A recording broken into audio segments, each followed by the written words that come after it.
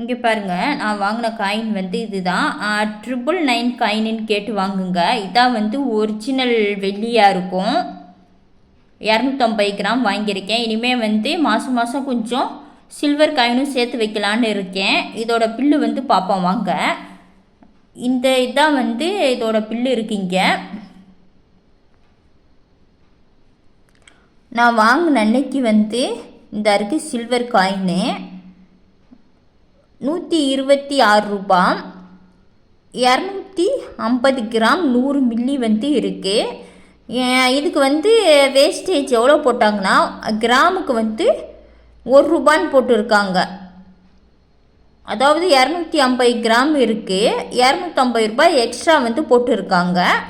மொத்தம் வந்து அன்னைக்கு விலை வந்து எல்லாம் சேர்த்து 31,763 ரூபா வருது. இதில் வந்து இதுக்கு ஜிஎஸ்டி வேறு 900 சில்லரை வரும். இதெல்லாம் சேர்த்து 32,715 ரூபா 90 பைசா போட்டிருக்காங்க. கடைசியாக வந்து அந்த 5 ரூபா 90 பைசாவை லெஸ் பண்ணிவிட்டு எவ்வளோ கொடுத்தோன்னா 32,710 ரூபா வந்து கொடுத்தோம். இதுதான் வந்து நான் வாங்கின இந்த கோல்டு காயினோட ரேட்டு வந்து இவ்வளோ தான். இந்த ரேட்டு வந்து கூடும் குறையும், அந்த கிராம் தகுந்து வந்து மாறும். இன்றைக்கி ரேட்டுக்கு இது நான் என்றைக்கு வாங்கினேன்னா இந்த ரேட்டு வந்து என்றைக்கு இருக்குன்னா ஜூலை 27, இப்போ 2025 இப்போ தான் வாங்கினேன். ஆடி 18ஆம் பேருக்கு கரெக்டாக ஒரு வாரத்துக்கு முன்னாடி போய் வாங்கிட்டு வந்தேன். இதோட ரேட் நல்லா பார்த்துக்கோங்க.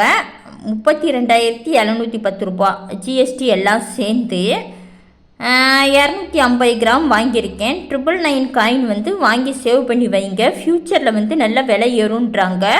கோல்டை விட வந்து சில்வர் வந்து கொஞ்சம் விலை ஏறினாலே பர்சன்டேஜ் வைஸ் பார்த்தா நல்ல லாபம் கிடைக்கும்.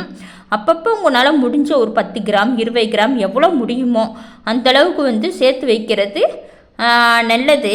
இதுவரை நான் வந்து சில்வர் காயின் சேர்த்ததே இல்லை. ஃபஸ்ட் டைம் வந்து சரி இதை ட்ரை பண்ணுவோம், என்ன தான் ஆகுதுன்னு பார்க்கலான்றதுக்காண்டி வாங்கியிருக்கேன்.